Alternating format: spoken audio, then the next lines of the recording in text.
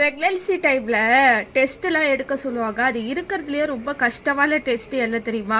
இந்த glucose test தான். இதை குடிக்கிறதுக்குள்ளே நம்மளுக்கு உயிர் போய் உயிர் வரும். அவ்வளோ ஸ்வீட்டாக இருக்கும். அதில் வந்து 200 ml 250 ml வந்துட்டு தண்ணி தான் ஆட் பண்ணி குடிக்கணும். அதுதான் அந்த அளவு. கரெக்டாக எனக்கு தெரியல. ஸோ நான் ப்ரெக்னெண்ட்டாக இருக்கும்போது ஒரு லேடி என்ன பண்ணாங்கன்னா, எல்லாத்தையும் நல்லா கலக்கிட்டு குடிச்சிட்டு வாந்தி வந்து சொல்லிட்டு அப்படியே எடுத்து கீழே ஊற்றிட்டாங்க. அந்த மாதிரி தயவு செஞ்சு யாருமே பண்ணவே பண்ணாதீங்க. ரொம்ப கேர்லெஸ்ஸாக பண்ணிட்டாங்க. ஏன் இப்படி கீழே ஊற்றுறீங்க கேட்டால் என்னால் குடிக்க முடியல, என்ன பண்ணுறது, அதனால கீழே ஊற்றிட்டேன் சொல்லிட்டு டெஸ்ட்டுக்கு வேறு போயிட்டு தைரியமாக உட்காடுறாங்க. அவங்க எப்படி உக்காந்தாங்களே எனக்கு தெரியல.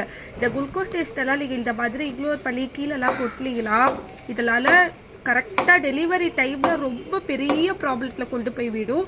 சுகரு அதிகமாகிறதுக்கு நிறையா வாய்ப்பு இருக்குது. அப்போவே அந்த டெஸ்ட்டை பார்த்துட்டீங்களா, கண்டிப்பாக அதுக்கான டேப்லெட் கொடுத்து அதெல்லாம் வந்துட்டு கரெக்டாக ஈக்குவலாக கொண்டு வந்துடுவாங்க.